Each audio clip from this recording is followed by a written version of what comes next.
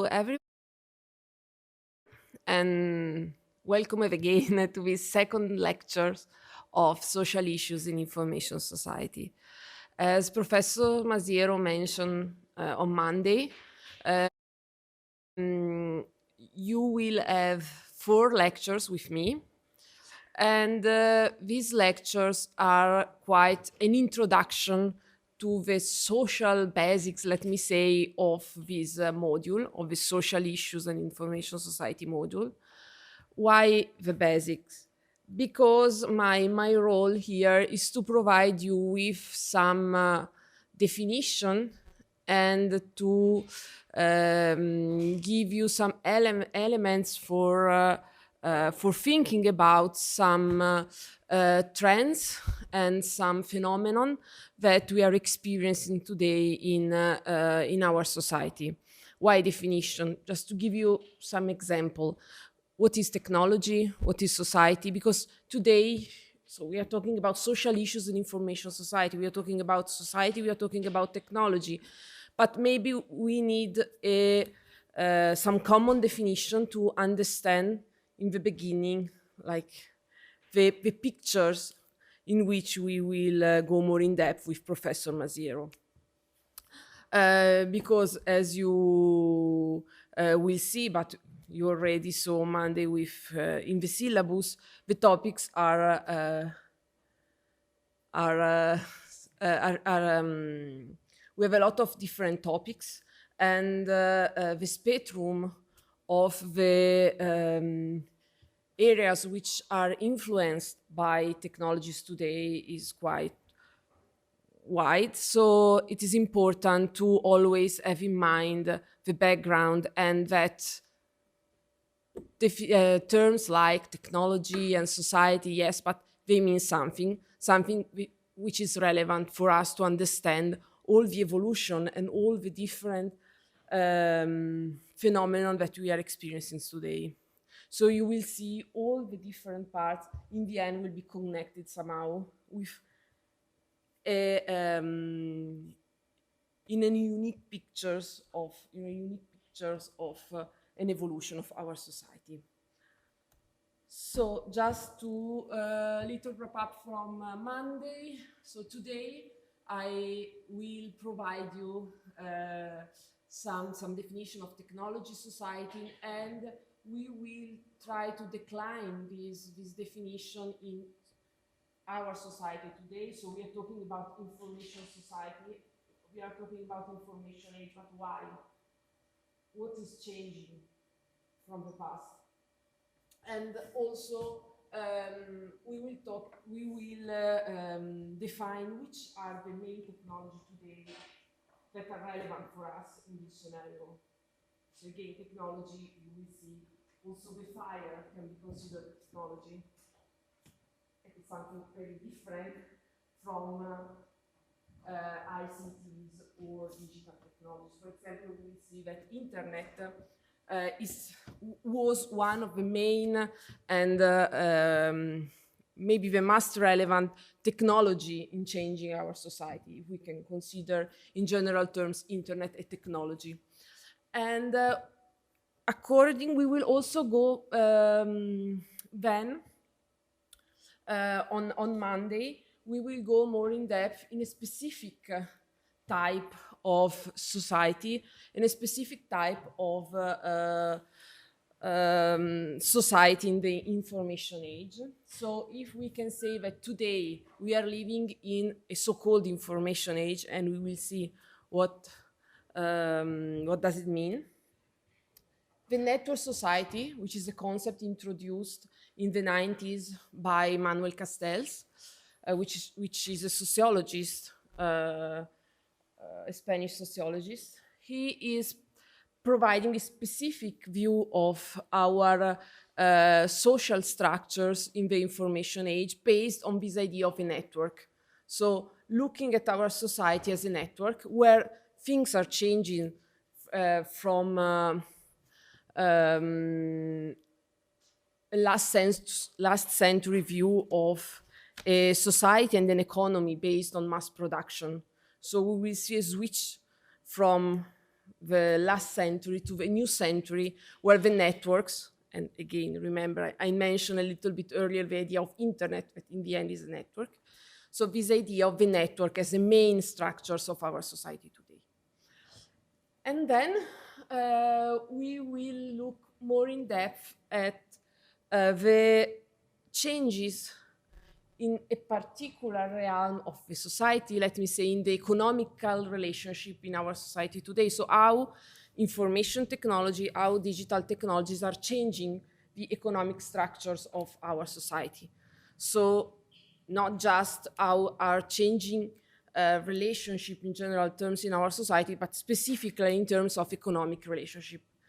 So in terms of new players that are born in the information age, in the economy of the information age, so-called, we can call it the digital economy, and also, again, the rise of new structures also in the economic area. For example, the increasing relevance of the platforms as a structure for the economy. So, as I mentioned, maybe on Monday, today the biggest company in the market are companies such as, just look at the market capitalization of today companies. We are talking about mainly tech companies or big companies that are based on that are leveraging a platform structure. So they are called platform companies. So we will try to understand why also in our economy we are experiencing some changes. Again, a change in structures.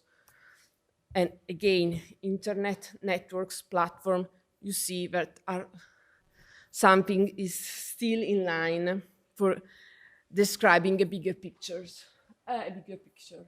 And in the end, yes, and in the last lecture, again, we will stress more this idea of platforms, also in terms of changing, more in general terms we will talk about the platformization of the economy and society. So today, why this idea of platform is becoming so strong in our economy and in particular also in our society. So this idea of not just platform economy, digital economy, but also of a platform society. So this is quite the journey, starting today until the 13th.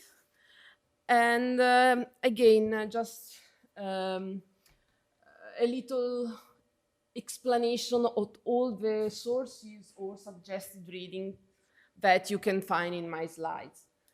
So the material for me, for Professor Maziro, the definition, the materials that you can find in the slides are enough for the exam. So it is not necessary to go through all the bibliography that you can find in the slides. But again, these are some suggested readings in order to go more in depth, maybe in some specific topic that you want understand better, or just in the future to better exploit some area of interest.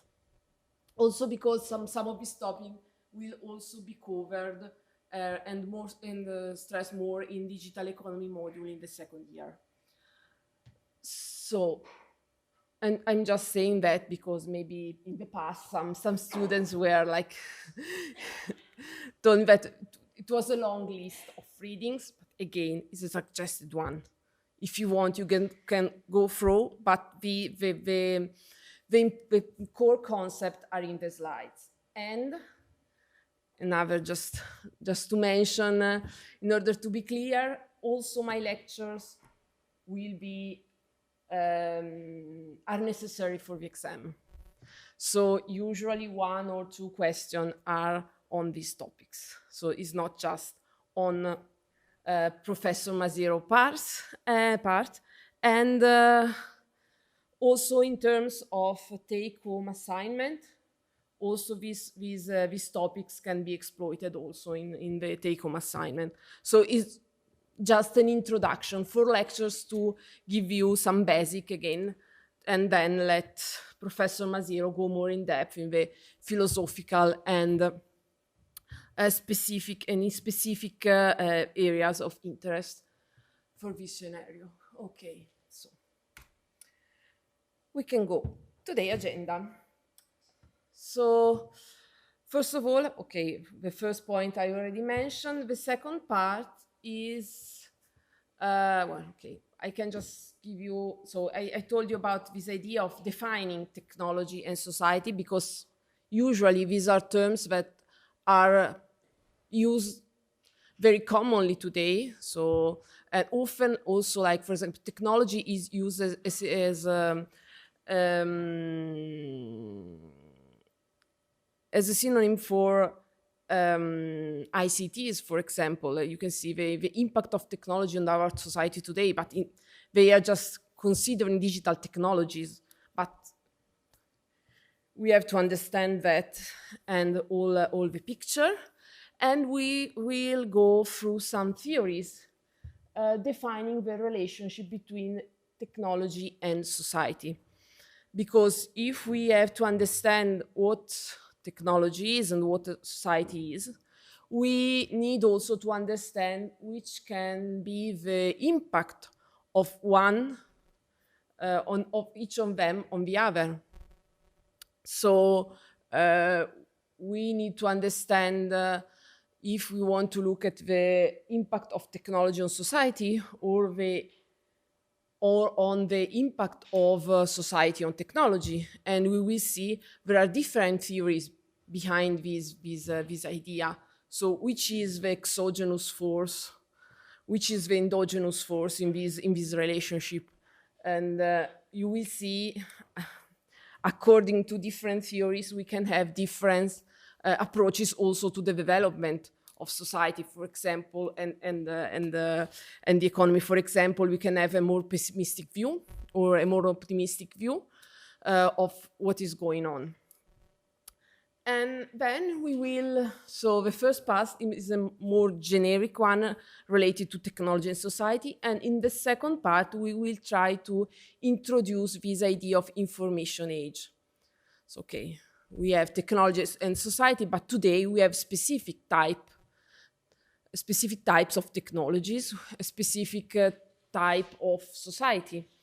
And in general, we are talking about an information age. So which are the technologies and which is the social structure of today, in which we are living today. And in order to arrive to define this information age, it is interesting to look at some last century scholars, for example, Daniel Bell or Anthony Giddens, because they started in the after the Second World War, in the second half of the last century, to speak about some changes in our society. So again, maybe in the 70s or in 60s or in the 70s, this idea of the role and the impact of digital technologies and ICTs in the society was not really clear, because it was just something used in universities or for defense or in specific area of the government, but not like in public speaking or in common use. But still, we are seeing some scholars starting to stress some changes, for example, in the role of information. So maybe there was not yet a strong role of information technologies, but we were experiencing a growing role of information in our society and in our economy. So it is interesting to starting from them to see from the second half of last century some changes, some starting point to arrive to talk about what is now in this new millennium, the information age and the network society. So, which is the relationship between technology and society? A few definitions. What is technology? Can anyone give me try to give a definition of technology?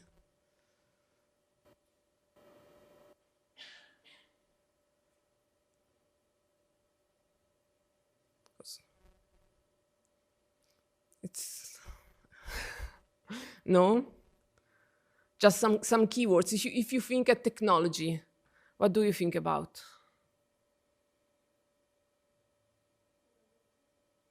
Sorry?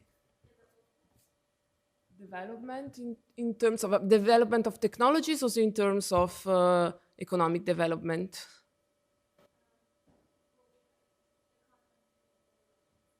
Okay. So I have in mind more the economic impact of the economic sphere related to technology. Someone else?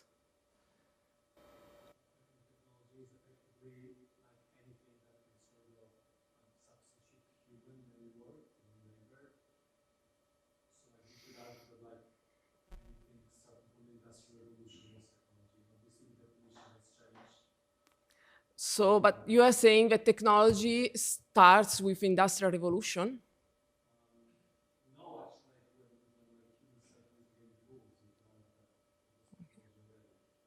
Yes. Is it somehow correct? Why?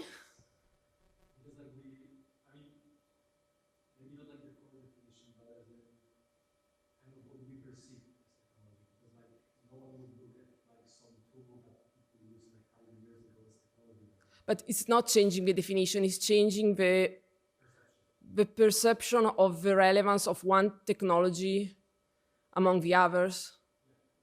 So maybe, as I said, and this is why it's also maybe we, in the last century, we were talking about mass production as one of the main focus also for our economy. And then today, this is quite an old view of our world.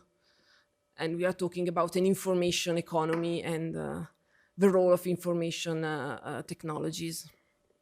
Yes.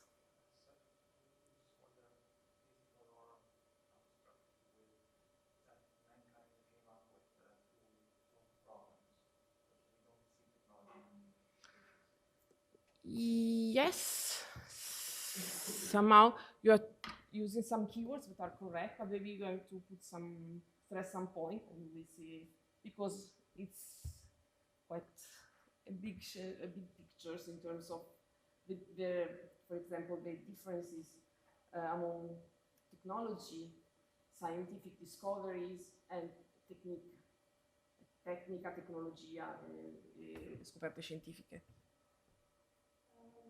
I think what still matters that when used to manipulate with reality, like the ways that we have to manipulate an object or manipulate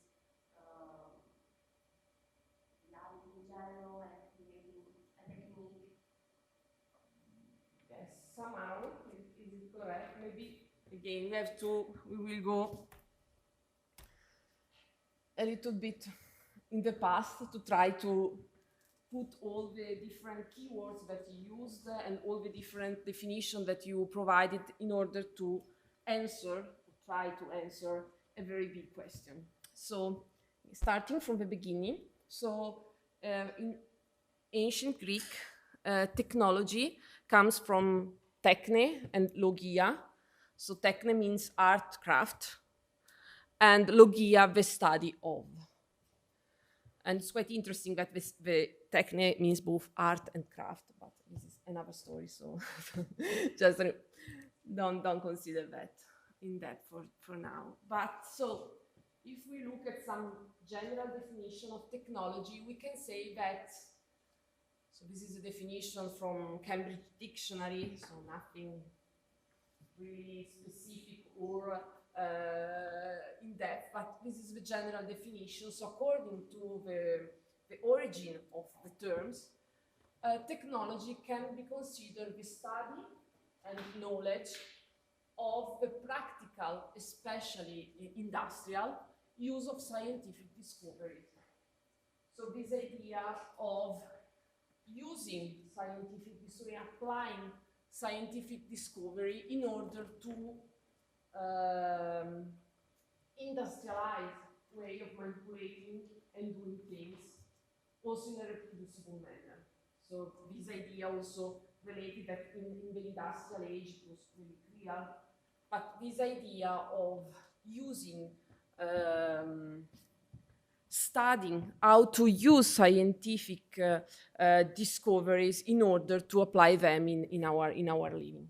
And this is interesting because it's linking two concepts, technology and scientific discoveries, that you will find also in lectures from Professor Mazero when he will talk about the difference between scientific revolution and technological revolution. So have in mind also the link and the differences that are something different also in terms of definition. So we can say also that technology can be defined, and this is a common definition from a sociological perspective, that is saying that technology can be defined as the use of scientific knowledge. So I have a scientific discovery, I have a scientific knowledge, and I use it in order to set procedures to do things in a reproducible manner. So I have a scientific discovery, and through technology, I can somehow apply it and throw in a way that is reproducible and can help me, for example, in doing things, in manipulating things, in manipulating reality, but in a way, buongiorno, in a way which is structured, so not just one-time thing, but something that is well defined with a set of procedures. So according with this definition, we can consider different examples of technology, starting from the fire, the wheel, the airplane, the compass, the automobile, the gunpowder, the turbine. These are all examples of technology. But starting from some scientific discoveries, some, for example, principles in physics, in engineering and so on, they applied these ideas, these discoveries, in order to do things in a way which is reproducible.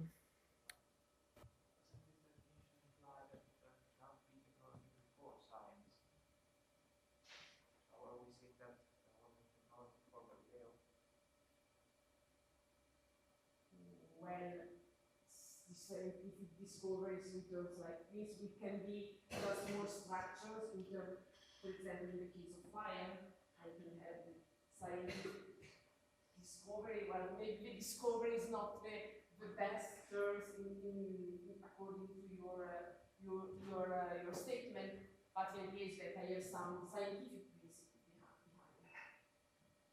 I have science, I have some principles, and then technology use it. But also, if you have to know science and somehow science in order to make it reproducible, the technology. No? Buongiorno.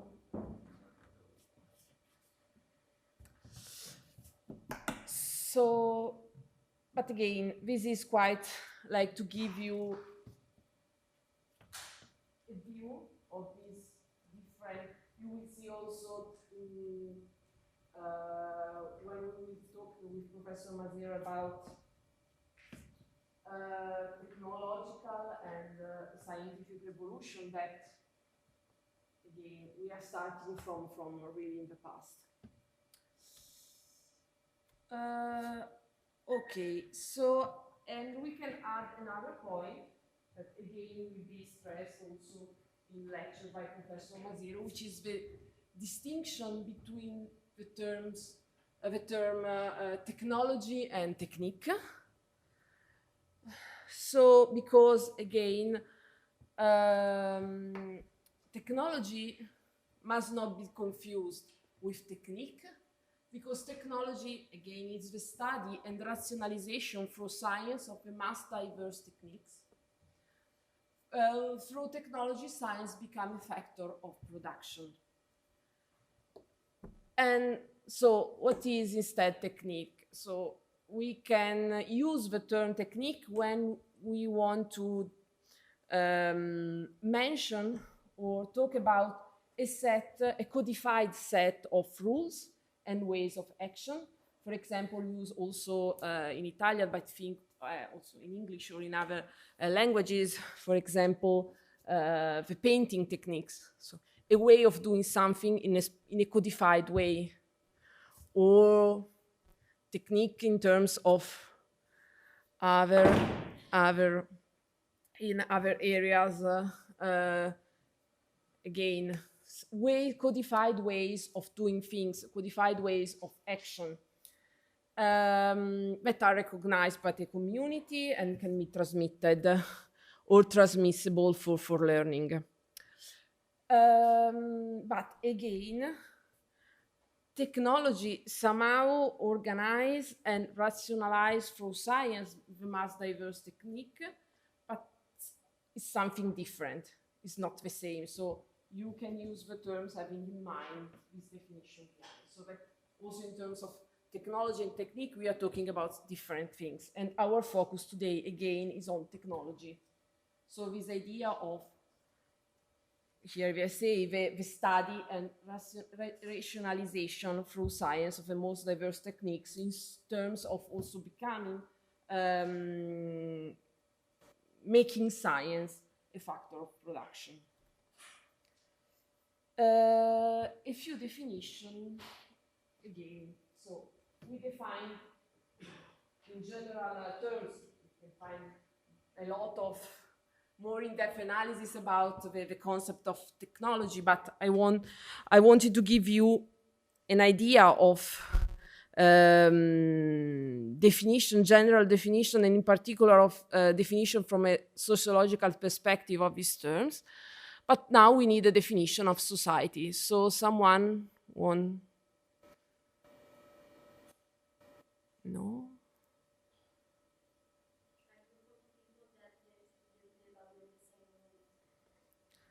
Yes, is it quite correct? So maybe you are stressing the idea of a group of people, which is correct, and this idea of rules, so some rules in terms of having a common behaviors, common way of thinking, and living. So indeed, the society is a set of individuals who form an orderly system of political, economical, legal, moral, and cultural relationships. So this idea of people, individuals, who are organized in a network of relationship in the end, which is a system and is related to the political, economical, legal, moral, and cultural realms. So it's quite a broad definition, but it helps us to understand that when we are talking about society, we are considering people that are share different aspects, that are sharing a relationship, a network of relationship based on different, like again, legal, moral. We will talk about, for example, talking about the impact of information technologies in our society. We will talk about legal aspects. We will talk about cultural aspects. We will talk about ethical aspects, political aspects, economical aspects of this relationship. Why? Because, again, talking about society, we have to consider all these aspects together. So yes, society is a network of social relationship, and we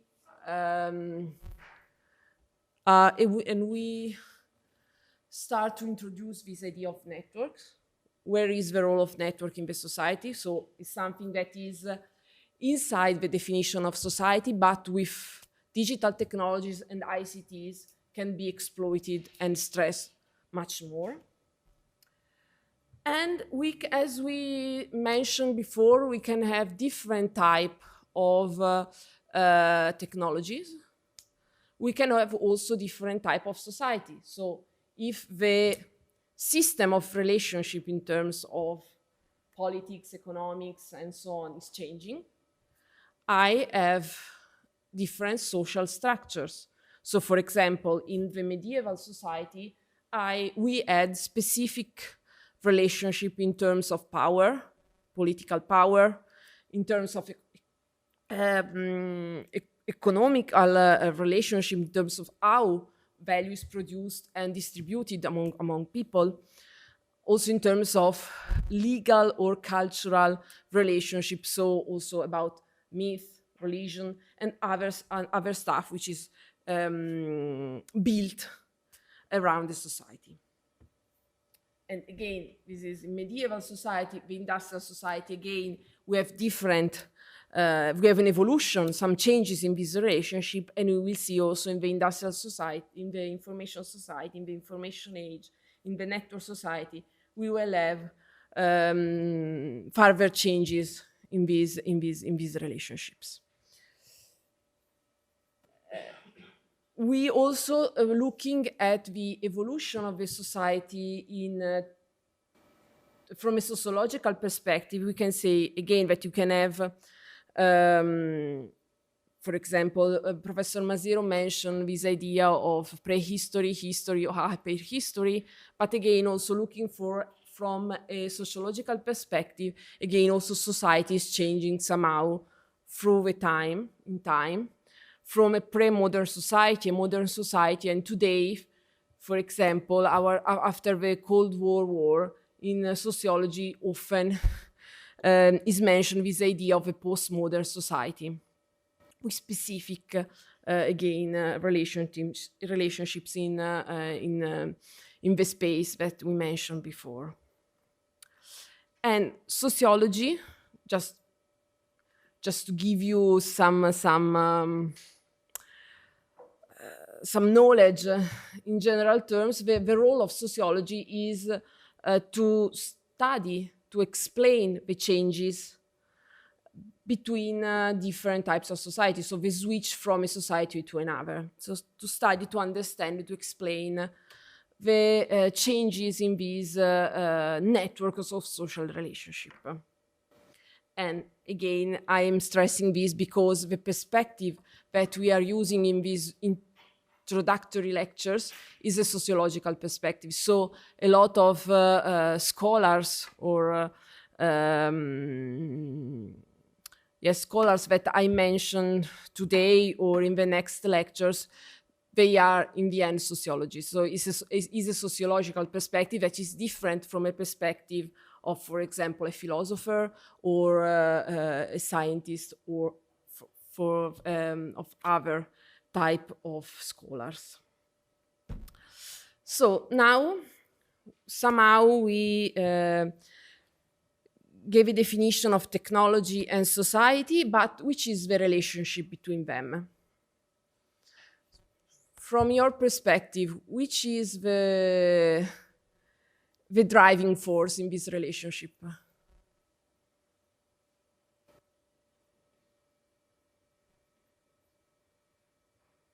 Is society, which is changing technology, is influencing technological development, or is technology, which is influencing how society is evolving, is changing? Sorry? Okay.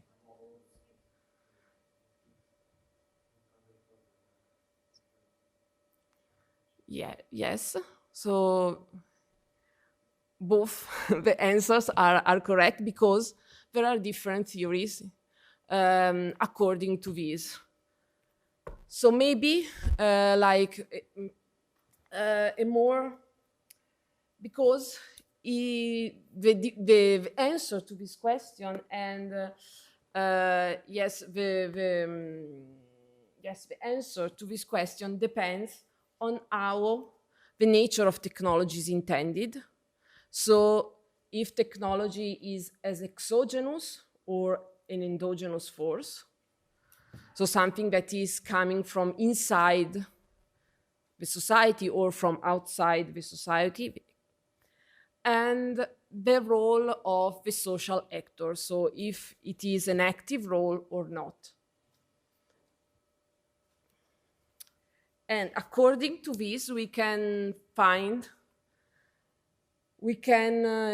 mention three main schemes which are used and that you can find also reading books, papers, or other material regarding technology and society, because different scholars apply to different theories. There are three main schemes that are used to interpret the relationship between society and technology. The first one, it is the technological determinism, so a stronger role of technology changing the society. The second one is the so-called social construction of technology. So again, the expression is self-explaining itself, but this idea that it is the society that influences the development of technology. So we will see in a little bit how.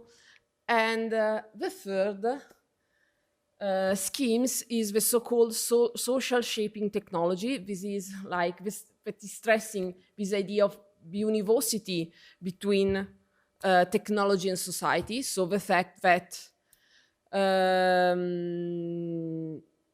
both technology and society are influencing one another.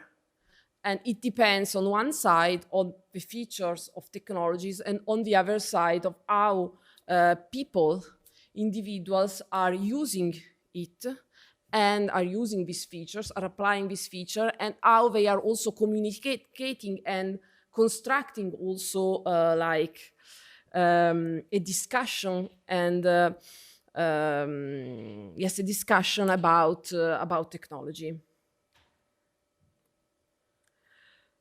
So we can start from technological determinism. So we can go more in depth on this idea of technology influencing society. According to this perspective, technology is an exogenous force. So we have a society and we have technology.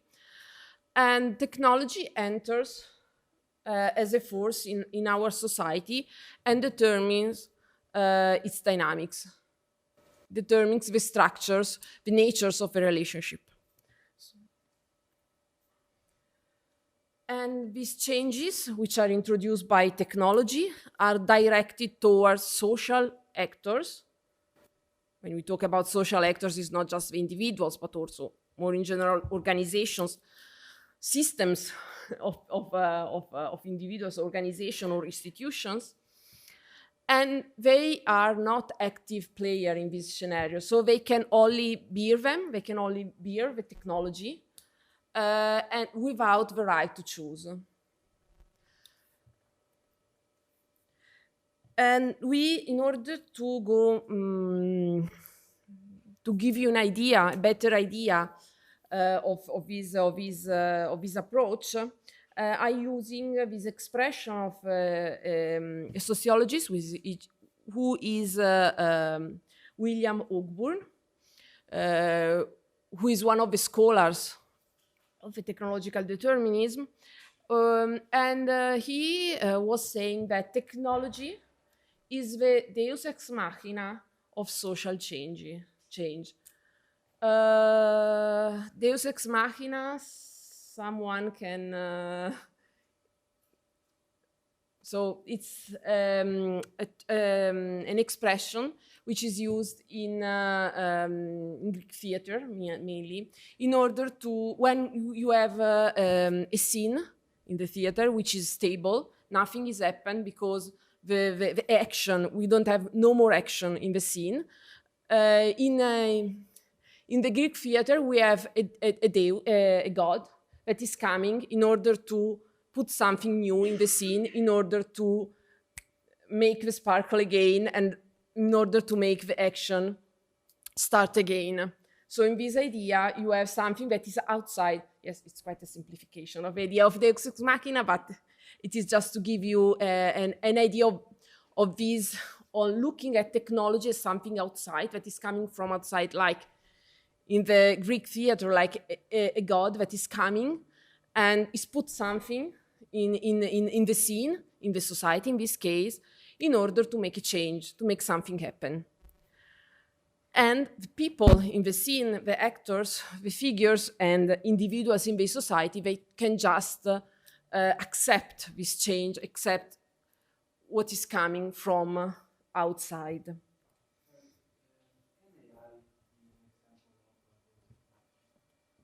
Uh, in the Greek theater.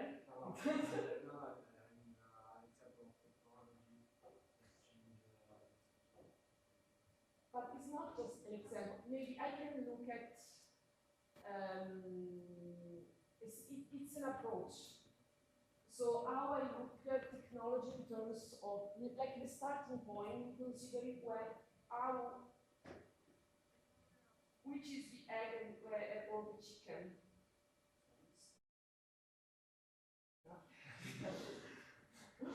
No, the point is that we are experiencing a society which is new, a new structure. So the point is to understand these novelties, these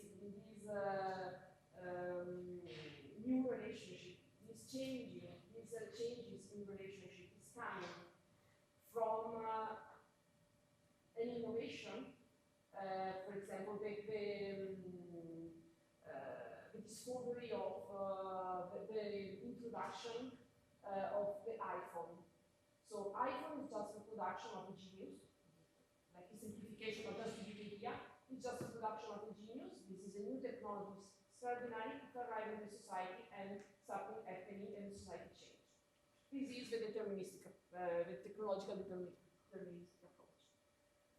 We will see, we can have also another view, that the fact that Steve Jobs was able to introduce, to invent the iPhone is the production of a social structure. So the fact that he was working with specific people in a specific region of the world with a specific ideological background.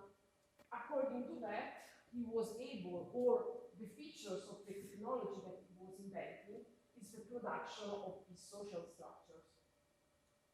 It's like I'm looking at the same technology, but from different perspective and with different approach. And you will see, and this is the reason why I'm saying that this introduction is providing you some basic definition, because I think that when you look at other papers or other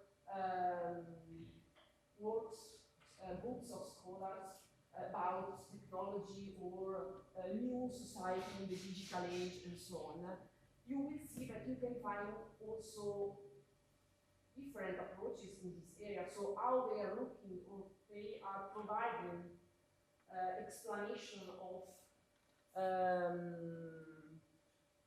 the spreading of technologies or the changes in the society depends also on different approaches. So again, it's explaining the introduction, the invention of iPhone as a disruptive innovation for the society that is changing everything, and people just can just have it, use it, and change it, and everything is changing their life, or it's something different. So somehow our society is generating that type of technology.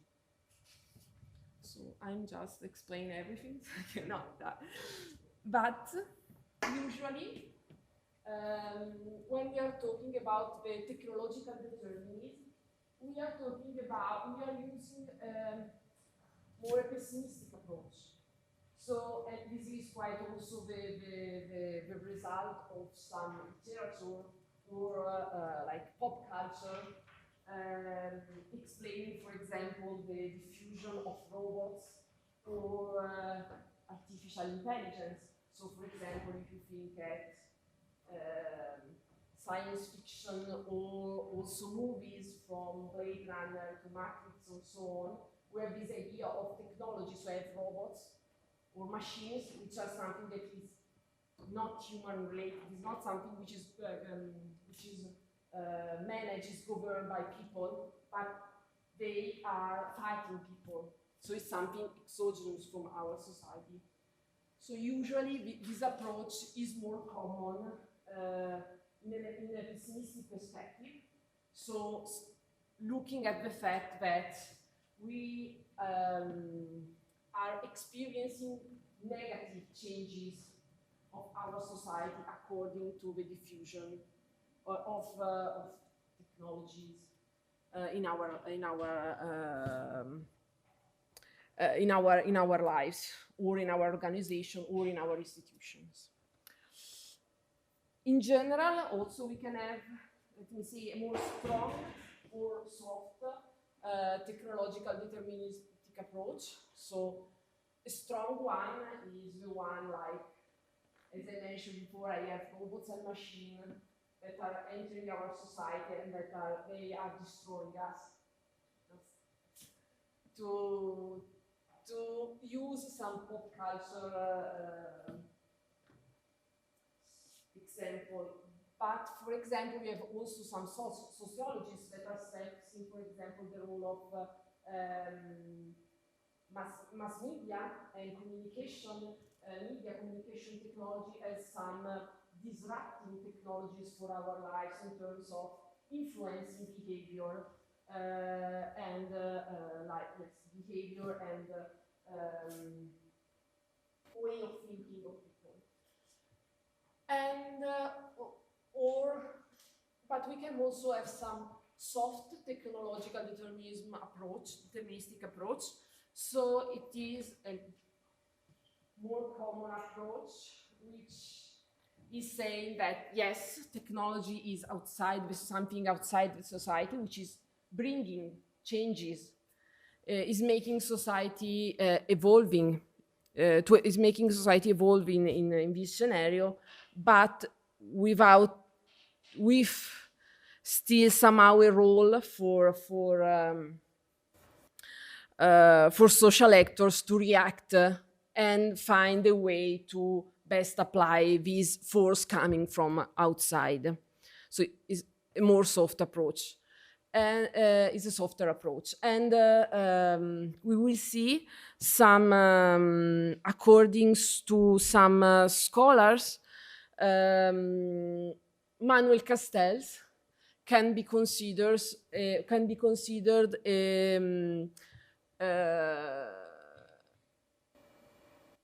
the work of Manuel Castells can be considered a work in the soft technological determinism area.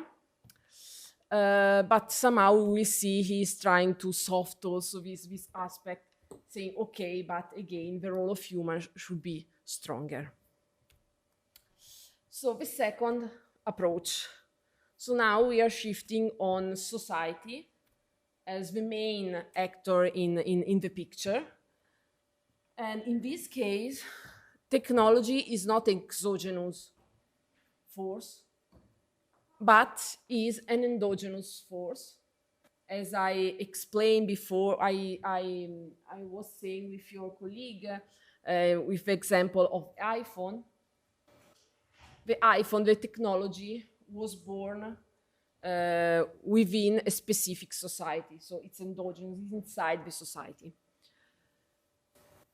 And the technology is shaped and conditioned by the society in which it works. According to this approach, social actors have full control of the technology, and they know it and how to use it to achieve their goals and needs. So again, the main actor here is human being and social actor. According to this approach, we can use terms such as adjectives such as enabling or empowering when we talk about technology. So technology is helping us doing things, but because we know the technology is invented, is created by us, and we can leverage its feature in order to arrive to a specific goal.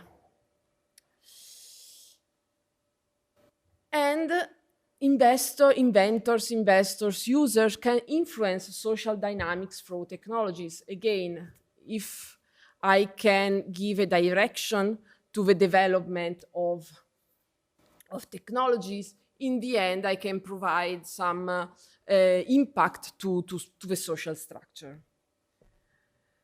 According to this definition, to this approach, so maybe in the previous one we said technologies can be considered itself good if I am an optimistic one, or bad if I am pessimistic person.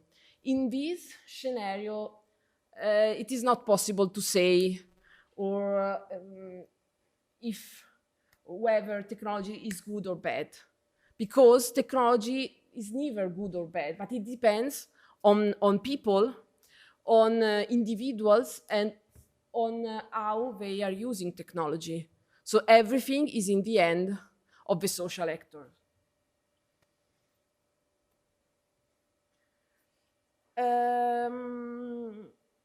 And in this, according to this approach, technology can also be socially constructed. What does it mean? The fact that I can use technology as a symbolic mean, for example, for defining a status symbol, or to defining social status. In the past, for example, having access to electricity was an example of only for wealthy people. And according to this, I'm giving some social status to technologies because I'm using it because I'm wealthy. Or the same, or today, for example, with different smartphone, having the best smartphone, the last iPhone, and so on, can be somehow also considered a status symbol, because I'm socially constructing this technology. So I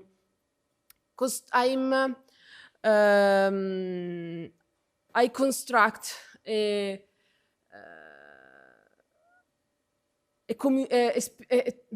communication on it. I'm giving symbols, I'm giving meaning to things that are human related and not technological related.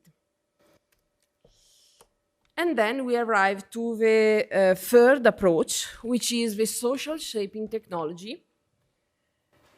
And according to this perspective, technology is neither an exogenous nor an endogenous force. So it is a different approach from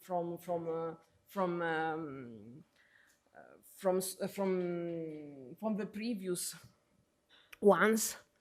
And because we are not considering then the position, let me say, of technology and society in these pictures. We are only considering the fact that technology has some specific features, technological features, that define how I can use it and the function. So, for example, I have a smartphone with some specific features that determine that I'm handling it in this way or in this way, and so on. But in this picture, I have on one side technology with its features that are defined by the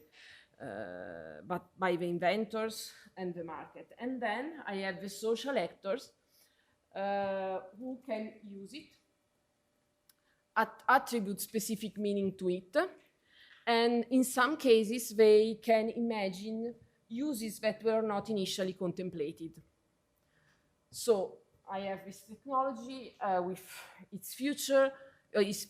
I am a social actor, I'm an individual, I'm an organization, I'm an institution, and I'm starting using this technology, and I find new way of using it. For example, in the case of internet, the initial role of internet in our society is different from the current role. So internet was born in the defense area for, let me say, secure communication in case of war. Now it's something different, it's public, it's open to everyone, and it's something that is built for mainly civic goal.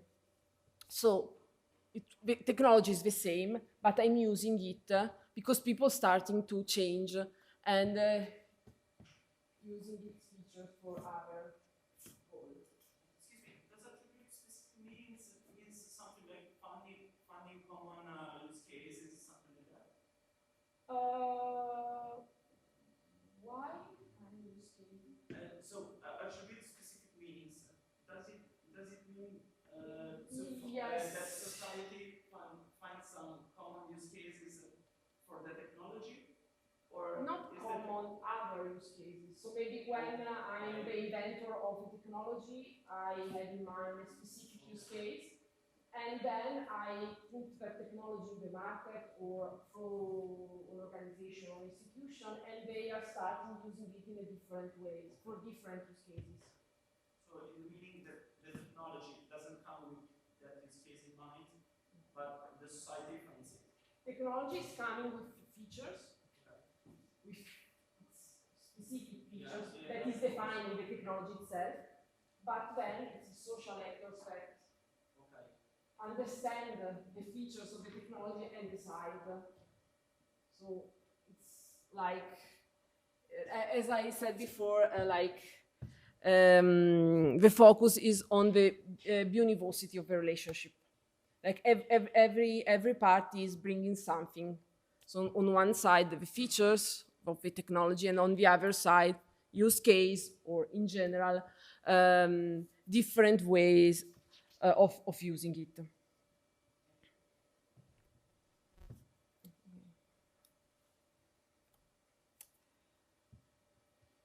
So somehow we can consider these approaches as a continuum.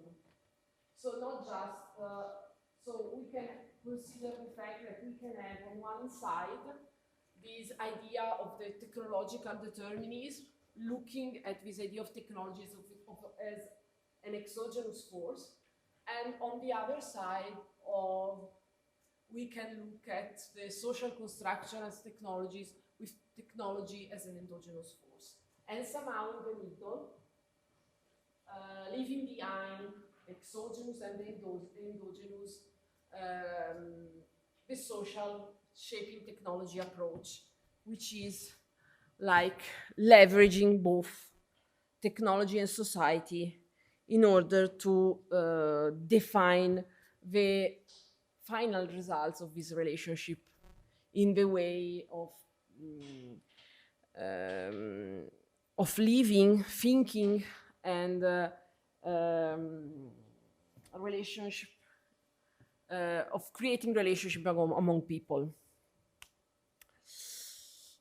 So this is quite the initial pictures of technology and society, as I mentioned before. Maybe in providing you some example, I use ICTs and digital technologies explanations because it's easier for us to understand, but definition and approaches can be applied to different type of technologies, not just digital ones. Now we are moving towards the information age. So now we know a little bit better what is technology, what is a society, which are the approaches explaining the relationship between them. But now, today, what is happening? So how is technology changing? And how is society changing? So which is the picture? Today, in 2025, or more in general in this millennium. So when we talk about technologies,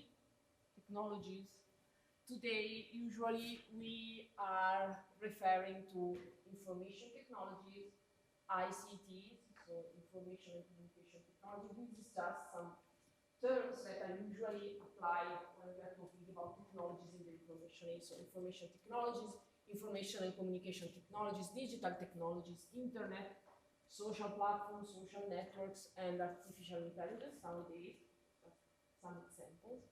And when we arrive to talk about today's society, we usually call it the information society, the network society, the platform society, or the digital society. So this is the story that we will look at in the last part of his lectures and starting from Monday. So, which is the social structure typical of the information age?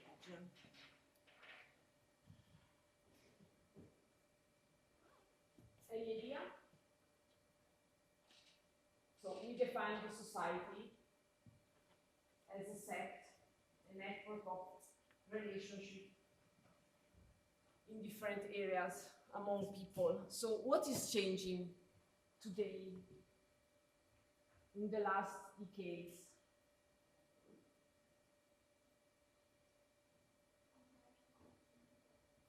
Louder, please.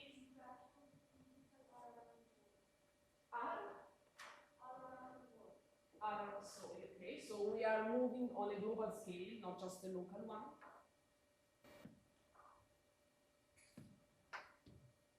Any other idea? So if you think at society in the 20th century and society today, any different?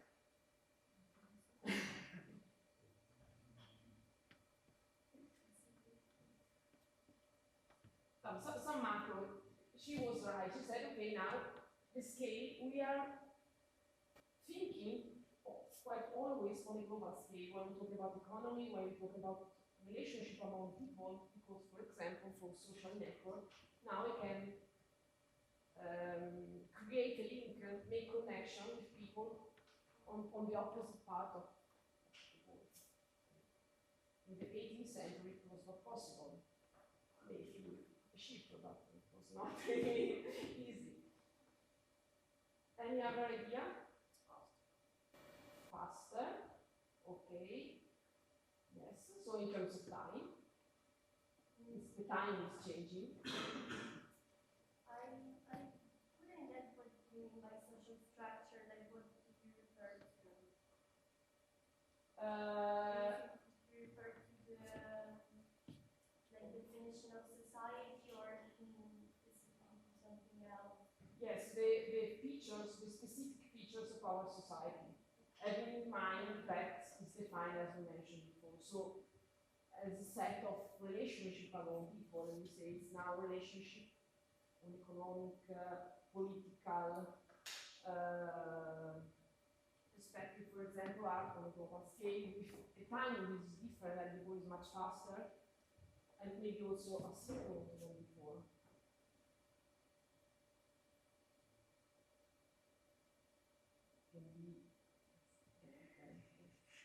I know it's an introduction. We can go much more in depth about that. But the point is that and we will see in a moment that before, for example, when we talk about space and time, now in today the idea of space and time is different from before. Because, for example, just think about smart working. So the idea of presence is different. Being online is making different the relationship among people, because it's no more necessary to be in the same place. So position the localization of people as a new role, and also time is changing, because they can have faster connection maybe, but also I can, for example, with messages, I can send a message, and it's changing now the time of the relationship. Any other idea? This is just a brainstorming that we will see in the slide, a more structured version of what we were saying.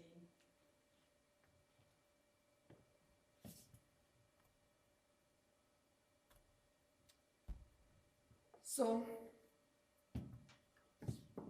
as I mentioned before, in order to arrive to talk about our society, the feature of our society today, we can start to look at some hint from the past century, because already in the second half of the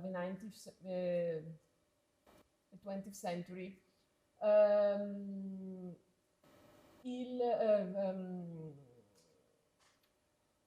some scholars, they started to talk about the new role of information and knowledge in our society. So if you look at the 19th century, the idea of the Taylorism, and then the idea of Taylorism of Ford, the automobile production, this idea of the giant plant with a structured line of production, with a lot of blue workers, and the society constructed around this model, just to simplify, but to give you some hint.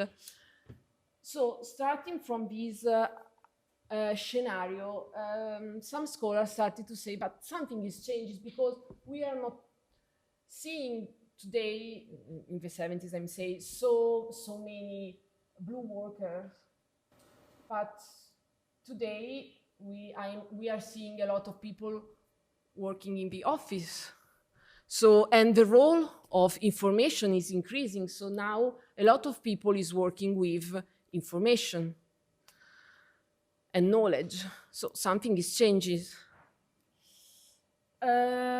So we began to talk about information and so knowledge society to indicate the type of emerging society characterized by new models of social, economic, and political relationship. And a starting point, as I said, is this idea of the information society. So a society where information, in general, not related to ICTs or digital technologies, but information knowledge, is increasing its role in the economy, in the society, and in the relationship among people. So information society can be defined as a set of social relationships where information is the most relevant source of value against the previous one, which are labor and capital. So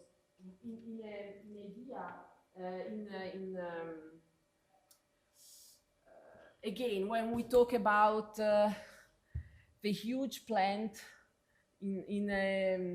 of Ford, or according to Taylor, and so on, we are thinking about the relevance of labor and capital, so investment to build the plant, and people, a lot of people that are working in these plants. Now the focus is on something different. We have several theoretical and empirical contributions behind the birth of the information society. For one example, these are the scholars that I mentioned before, when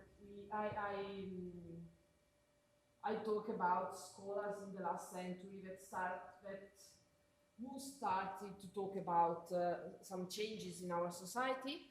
One of these is Daniel Bell, who provided this idea of a post-industrial society. And then Anthony Giddens, who was working on this idea of modern society. And we will look more in depth in this theory in a moment. And then we arrive in the 90s of the last century, so more or less 30 years ago, to the contribution of Manuel Castells to to this analysis, who stressed this idea of the network society, so the birth of a network society. So he say, okay, we are now in the information age, because information is relevant and so on, but we can call this new structure, with new society, as a network society, because we will see, thanks to the ICTs, something is changing, and also our society is changing. So we can start from one of the two scholars that I mentioned, which is, who is Daniel Bell, with his theory of a post-industrial society. So Daniel Bell, as you can see, he lived in the past century, was an American sociologist who studied the concept of post-industrial society. So a society which is characterized by the prevalence of the service sector over the agricultural and the industrial sector. So he was studying the fact that he was experiencing and stressing the fact that the society at that time was more oriented toward the service sector, the first sector, and again the white collar, no more the giant plants and the blue collar, the industrial sector. So he stressed this shift from a mass production society, so a society organized around this idea of mass production in terms of the scheduling, also the production, for example, is determining how people, the timing of living of people. So a shift from a mass production society to a society based on information and knowledge. So we are talking about the 70s, so this shift toward the relevance of information. So from blue collar in the industrial plants to the white collar in the office, and from the central role of labor and energy to a central role of information. And again, I'm stressing this, we are not talking at that time of ICTs, so not with technology that can leverage and exploit that information, but this idea, this focus on information. So, and according to him, the focus is on at that time, on theoretical knowledge. So, according to him, theory precedes practical innovation. So the focus in terms of innovation is, so innovation are more dependent from theoretical studies, from theories, than from a practical approach. So this idea that I'm trying to do something and then I can find an innovation. No, it's more something related to theoretical studies and stressing this theoretical knowledge. And as I mentioned, the post-industrial society of Daniel Bell is not directly associated to ICTs, but more in general to knowledge and information, which are at the center of productive process, workforce, and society. Just to give you, if you think at finance, for example, somehow it's based on information. In the evolution in the last century, in the second part of, is a lot based on information. So looking at some sectors, the first sector, the service sector that is growing, leaving behind the more traditional, let me say, for the previous decades and centuries, traditional agricultural and industrial sectors. And then we can add, so this idea again of something is shifting, and now the relevance is, the focus is on information, knowledge, and theory. And then we have Anthony Giddens, who introduced this idea, according to his theory of the modern society. And again, as I mentioned in the beginning of our lecture, we are introducing the perspective of sociologists, as you are seeing. I mentioned sociologists. Anthony Giddens is a sociologist. Manuel Castelli is a sociologist, and Daniel Bell is a sociologist. Again, a sociological perspective of this topic. So Anthony Giddens is an English sociologist who studies the modern society to understand social changes that characterize it. And he defined three pivotal features of what he is defining as a modern society. The first point is this idea of space and time disembedment. The second one is the evolution of the expert system, and then the reflexivity of social action. So it is not just it's not necessary to go in depth in the theory of each of them, of Giddens or Bell, but why I'm providing you with these charts of these insights, because, for example, these pivotal features that I'm explaining to you in a few moments, these are features that you will find also, for example, in Manuel Castells, or then in Floridi, or then in other scholars in the decades after them. So maybe with other words, with other terms, but in the end, again, this focus on space, time, the relevance of knowledge and the specialized knowledge, this idea of expert system, the reflexivity, so something that is not defined but is changing, and we will see how. But again, just study them having in mind the fact that you can find somehow the same concept, the same idea, also for after that, for the decades, developed by other scholars. So again, in Castells or in other books or papers that you can analyze, you can find some hint, some reflection on these features. Okay, so the space and time disembedment. This is the idea of moving beyond the concept of proximity, physical proximity, and of a defined time for a relationship. So is going beyond the fact that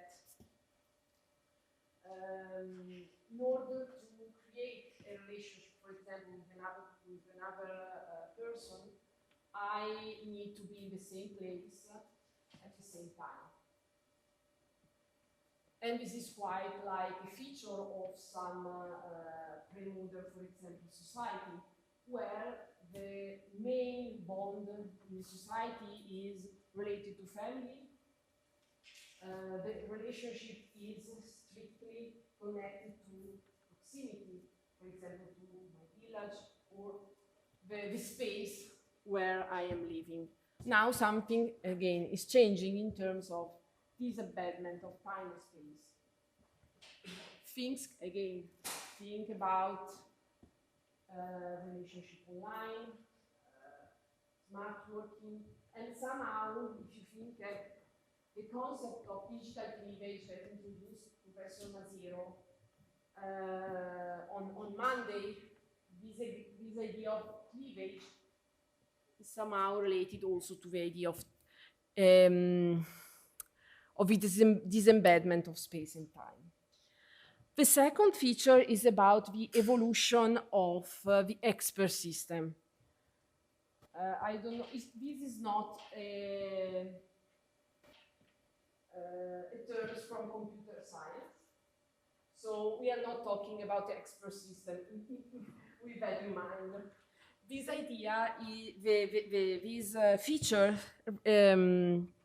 is related to the increasing relevance of specialized people, or again,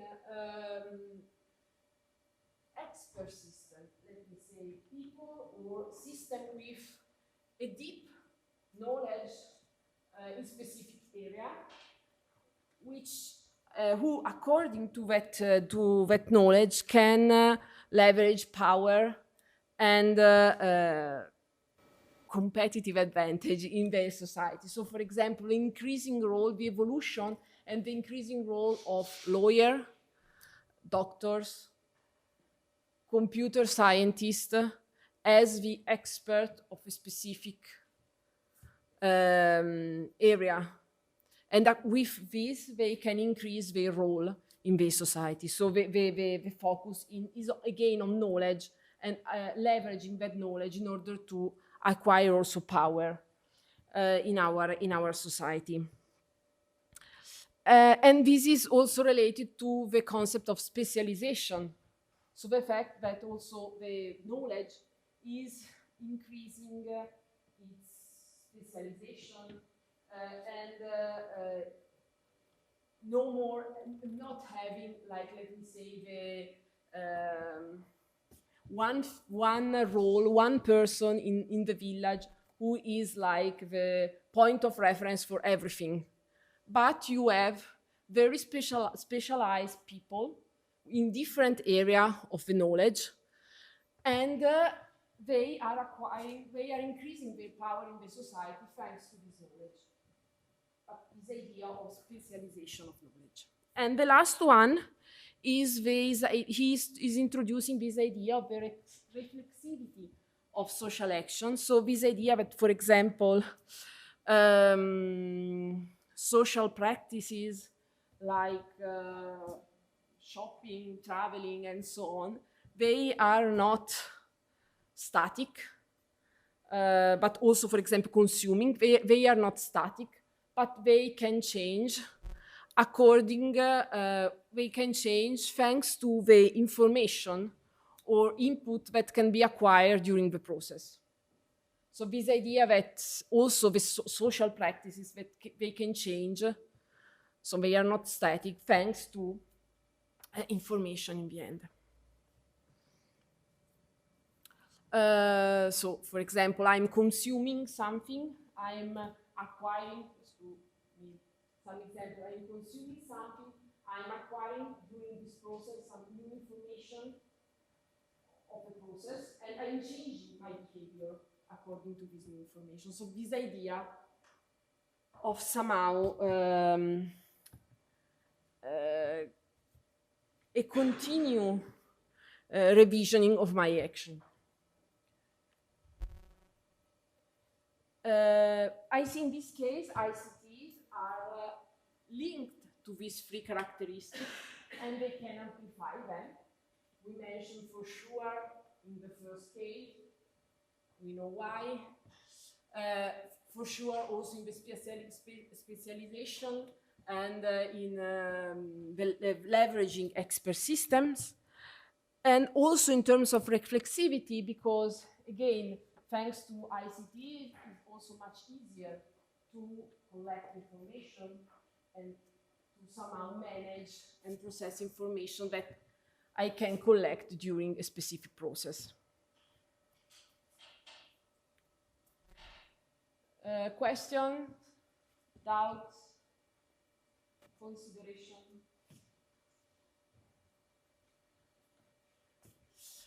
Okay. So we are almost done. We are so now, as I started with this lecture talking about, just to give you the flow of the lecture, but talking about, okay, technology, society, the relationship between them, then putting this definition in our society, in the information age, and try to understand the root of the information age from the perspective of scholars from the past century. Now we arrived, and this is quite useful because it can show that is, again, it's a path toward a new society. The network society is not just one-time thing and okay, everything is changed. No, we are experiencing a decade-long process, and now we arrived at the end of the last century with Manuel Castell, who say, okay, actually we are experiencing a lot of changes, as Bells and Giddens showed us, and maybe all of these ideas, all of these theories, and this concept can be somehow further evolved in the idea of the network society. So here the point is that Manuel Castell is focusing, put the focus on information technologies, on ICT. Is not something that can leverage something which is already in the society, but is a driver for the change, is something that can bring the change in the society. So and this is the reason why we are focusing on it. And in particular, he's stressing this idea of the network.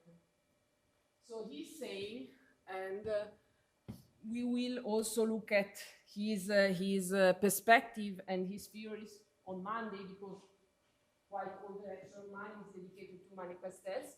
But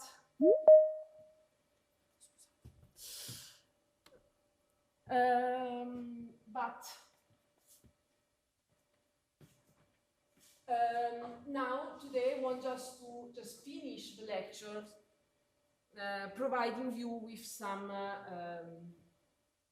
like final statement of the evolution of the society today. And so Manuel Castell is a Spanish sociologist who identifies a new model of society, typical of the information age, which is based on the concept of networks, as I said. So the focus is on this idea of networks. Networks are this new infrastructure of the society. And this, in these networks, on these networks, processes of economic, political, and social nature are connected and take place. So everything in this society is happening in the information. According to Castells, we are living in the information age, and our society is a network society where everything is happening within a network or on a network. So politics, economics, social relationship, and all the other elements that define a society are happening within a network.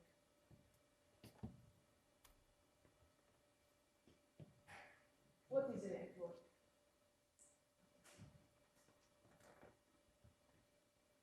You can read it. I made a mistake. So, the networks, so in a network we have the nodes and the flows. And the network supports the flows between nodes, which are connected by links. So, I have these nodes that they can be individuals, organizations, social actors in general, and I have flows, for example, gossiping among people, or exchange of information, of value, of goods and services. Everything is happening on a network, in a network. Just to give you a definition of node, just to better understand, but just to identify better all the topic, a node constitutes a listing point connected to at least one other node. So just one node is not quite an interesting network, it's not a network. And nodes are connecting to each other through links, while a flow is what passes from one node to another through a link. So again, think about society as a set where social actors become nodes, and I have things that are flowing from one node to the other in terms of politics, economics, and so on. So for this reason, when we will talk about the changes in the economy, we are stressing, for example, the fact that we are talking about a platform economy. We are talking about companies that are leveraging in the end the idea of network, and everything is value creating on a network. And in this idea, the value is not in producing things, but in connecting people. So again, if you remember the medical flow of on Monday of Professor Mazero, one of the key laws in the information age in our society, well, again, we are stressing this idea of the network, of the value of the network. And I was mentioning the platform economy. Again, in this idea, you have companies that are leveraging, they are creating like businesses and huge amount of value, just managing the flows among the nodes, not producing things, or if you get a social network, is connecting people, and then is leveraging value, is monetizing the value that is flowing from one node to the other. So we give this idea of the network behind our society. This is our last chart, so we are almost done. And this is something that we will stress more on Monday. But when we talk about the network society, so this idea of a society which is a network, where everything is happening today in terms of social relationship and economic relationship. According to Castells, the network society has 5 pivotal dimensions. The first one is the concept of the informational capital. We will go in depth on this point on Monday. But this is the idea that the mode of production, the mode of preparation, so how value, the surplus is creating in our economy, and how it is distributed among social actors is changing. Thanks, because we have an increased role again in the information, where the information and data, in this case leveraged by ICTs, so information becomes the output and the input, the output, and the way of manipulating the input. So, for example, if you consider today in our society, when you are providing an algorithm, you are working on an algorithm. In the end, it is software, some information, and the output is information, and the input is information in general terms. But just it's different from the idea of having a plant with some raw material that is coming, it is produced from people or from machines, and then I have an output I need to bring on the market. So something changes. So a new way of producing value and also sharing value in our society. Sharing this value is surplus, economic surplus in our society. Then again, and this is something related with the time space, this embedment that I mentioned before, this idea of the space of flows and the timeless time. So, and in particular, the fact that, again, the relationship with time and space is changed, but in particular, the fact that the focus now is not on space or time, but is on the flow. So the fact that the sharing among people, not the fact that the focus is not on where people are. It is not necessarily the proximity, as I said before, people, the same localization of where people are. The point is that the flow of things as a service, products, information among them. So the focus, where things happening is the flow.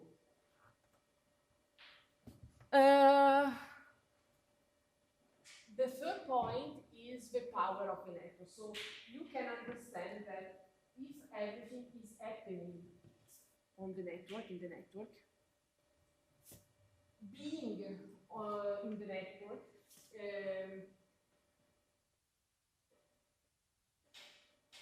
is powerful. And you will see not all the nodes in the network are the same. For also again, there is the Barabasi node that provides some hint about this. We will see in next Monday. But the point is that not all the networks are the same, and not all the nodes are the same, and some nodes are more powerful than others. And being in the network is a source of power. And on the other side, being outside the network is a problem. And you can understand why we are talking about digital inequalities or digital divide. So being outside the network can be a problem. Because the power is in the network. And the third point is the contrast between the net and the self. So it's this idea that, okay, everything is happening in the power, everything is happening in the network. The focus is on the flow, but people, human beings, tend still to need for some physical connection. So, as a human being, as a self, I'm looking for proximity and physical connection, but on the other side, I have a social structure that is moving on the network. So I am quite a contrast between myself and the network. And this, you can also, if you think at some social issues that are emerging also in terms of the need of disconnection of people, not to be too much on the net, somehow can be connected also to this idea. And the last one is the fact that the network is no more, it's not working on a local scale. It's not something related to the state or a set of state, an organization, or so on. The point is that the network is on a global scale, is developed on a global scale. So also, and you will see this point with Professor Mazero, the idea of national state, the idea of national boundaries. With this, we can have some issues in thinking at national boundaries when we are working, where everything, the power, everything is happening on a network which is on a global scale. But again, maybe with what is going on today, we can have some restructuring also. We will see. So, informational capitalism, so our value, when we talk about network society, everything is around the idea of a network where we have a new form, a new way of how value, economic value is produced and distributed among people, where information has a key role. New mechanisms that are defining the relationship among people, among nodes in the network, which is the space of flows and the timeless time. This idea of the power which is moved on the network. The fact that, however, we can experience some disconnection, some contrast between the self and the net, and the fact that now we are working on a global scale. So again, also in terms of traditional organization and way of considering, for example, states or nations can be influenced by this. So, for example, because if a network is on a global scale, I am localized here, but maybe I interact with someone which is not in my state, in the same state as me. So it's something that is changing.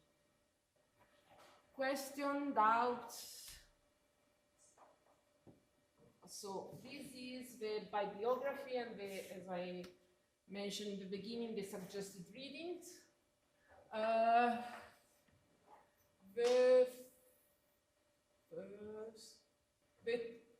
The first and the second readings are books. The other one are just shorter papers, so if you want a much easier to approach. If everything is clear, well, we can see each other on Monday and have a good weekend.